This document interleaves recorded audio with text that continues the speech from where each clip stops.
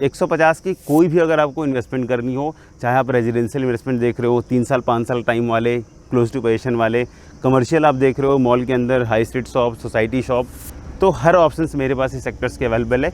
उसके अकॉर्डिंग मैं आपको बेस्ट से बेस्ट जो भी एक बेटर गाइडेंस होती है, डेवलपर का सिलेक्शन होता है, यूनिट का सिलेक्शन होता है, जहाँ पर आप मैक्सिमम प्रीमियम निकाल सकते हो, वो मैं आपको गाइड कर दूँगा।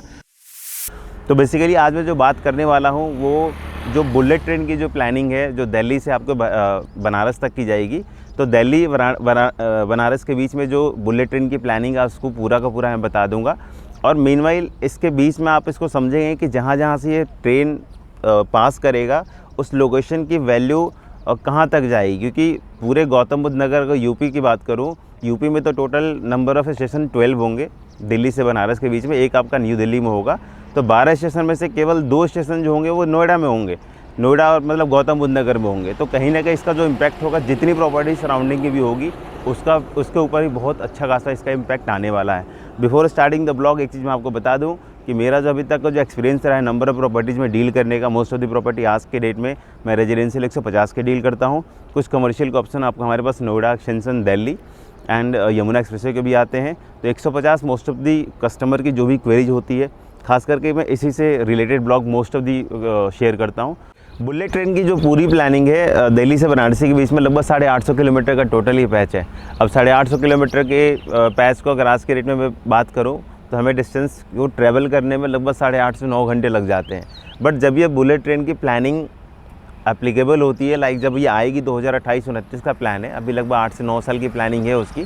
बट कंस्ट्रक्शन कह सकते हैं अभी के डेट से 2024 के पहले अच्छी खासी आपको फुल स्विंग में दिखनी स्टार्ट हो जाएगी, क्योंकि 2028-29 की प्लानिंग के अकॉर्डिंग ये जो दिल्ली और बनारस के बीच का जो डिस्टेंस है वो लगभग 3.5 घंटे में ही कंप्लीट हो जाए, क्योंकि बुलेट ट्रेन का जो एवरेज जो स्पीड होगा वो लगभग 350 किलोमीटर के आसपास का होगा, और 8.5-9 घंटे जो लगते हैं वो लगभग 3-3.5 घंटे में। बेसिकली यहाँ पर जो बुलेट ट्रेन की प्लानिंग खास करके इस नोएडा वाले रीजन को जोड़ने की है, उसके पीछे मेन मोटिव है कि जो दिल्ली का जो IJE एयरपोर्ट है और इसको जेवर एयरपोर्ट की बीच की जो डिस्टेंस है उसको काफ़ी कम करना, क्योंकि बहुत सारे ऐसे भी उस टाइम पे पैसेंजर होंगे, जो आने जाने वाले लोग होंगे, जो रेलवे स्टेशन से पहले IJE जाएंगे, IJE से फिर उनको दूसरी फ़्लाइट लेनी होगी, तो उसके डिस्टेंस को मिनिमाइज़ करने के लिए खास करके ये वाला मॉडल उन्होंने तैयार किया है।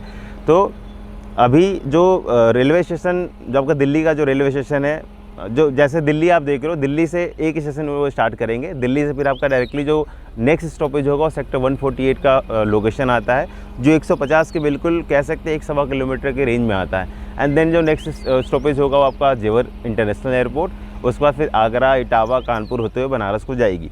तो अब मैं कंक्लूजन बता दूं कि सेक्टर 148 में आपको पता है कि ऑलरेडी मेट्रो स्टेशन भी रनिंग है। सेक्टर 148 में आपका बुलेट ट्रेन का स्टॉपेज भी ऑलरेडी प्लानिंग में है, और लिंक भी आपको मैं शेयर कर दूंगा डिस्क्रिप्शन, आप चेक भी कर सकते हो।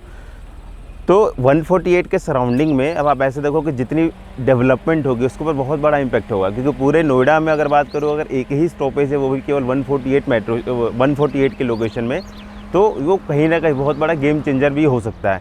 दिल्ली में चूँकि स्पेस की कमी है तो वहाँ पर आपका अंडरग्राउंड सारी प्लानिंग चल रही है, और नोएडा में जितनी प्लानिंग होगी सारा वो एलिवेटेड पोर्शन होगा। यमुना एक्सप्रेसवे की बात करो, जब भी आगरा को जाएगी तो यमुना एक्सप्रेसवे के सराउंडिंग में स्पेस है, वहाँ पर ये पूरा का पूरा प्लानिंग उन्होंने किया हुआ है, ताकि जो भी डेवलपमेंट हो उस सराउंडिंग के बेल्ट में उसका बहुत बड़ा पॉजिटिव इम्पैक्ट हो। तो कह सकते हैं कि 148 150 के बिल्कुल पास में है, 1.25 किलोमीटर का रेंज है। 152 भी आपके 150 के 148 के बिल्कुल पास में है। तो इधर वाली बेल्ट का जो कह सकते हैं जो एप्रिसिएशन होगा वो कहीं ना कहीं बहुत ज़्यादा होगा, क्योंकि कहने का तो ये 8 साल 9 साल बाद की प्लानिंग है, लेकिन अभी एयरपोर्ट का भी आप देख लो, प्लानिंग तो 3 साल 4 साल बाद की है, 2030-32 तक का ये पूरी कंस्ट्रक्शन चलेगी, लेकिन रेट्स आज के रेट में बढ़ने स्टार्ट हो गए हैं। सेम वे में ये भी कह सकते हैं कि जब बुलेट ट्रेन की कंस्ट्रक्शन पूरी स्टार्ट होगी, तो स्टार्ट होने के साथ साथ जहाँ जहाँ से ये पूरा पास करता हो जाएगा वहाँ पर प्रॉपर्टी के रेट्स तो बढ़ेंगे। इसके अलावा जो एक मेजर एक एंटायर एरिया की जो डेवलपमेंट होगी वो भी एक लेवल की होगी। तो आने वाले टाइम में नोएडा काफ़ी महंगा होने वाला है।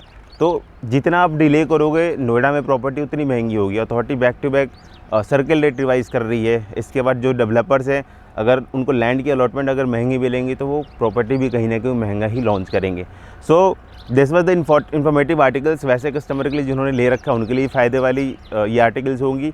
जो प्लानिंग कर रहे हैं नोएडा में प्रॉपर्टी लेने के लिए उनके लिए वैल्यूएबल होगा, या जिन्होंने मेरे थ्रू लिया है उनको तो अपडेट्स मैं वैसे भी शेयर करता हूँ। तो मेरे हिसाब से नोएडा में प्रॉपर्टी लेना हो तो आप as soon as possible plan कर लें, क्योंकि back to back day by day जो प्रॉपर्टी है वो रेट्स बढ़ते जा रहे हैं। तो कहीं ना कहीं आपके पॉकेट पर एक बहुत बड़ा बोझ हो सकता है, क्योंकि पूरे नोएडा की बात करूँ तो पिछले 6 महीने साल भर से जो रेट्स है वो काफ़ी बेतहासा बढ़े हैं। इनफैक्ट आपकी भी कोई प्रॉपर्टी होगी उसमें भी आपने देखा होगा काफ़ी अच्छा खासा इजाफा उनको देखने को मिला होगा। सो सी यू नेक्स्ट ब्लॉग। 150 की कोई भी अगर आपको इन्वेस्टमेंट करनी हो, चाहे आप रेजिडेंशियल इन्वेस्टमेंट देख रहे हो 3 साल 5 साल टाइम वाले, क्लोज टू पोजीशन वाले, कमर्शियल आप देख रहे हो मॉल के अंदर, high street shop, society shop, तो हर ऑप्शंस मेरे पास इस सेक्टर्स के अवेलेबल है।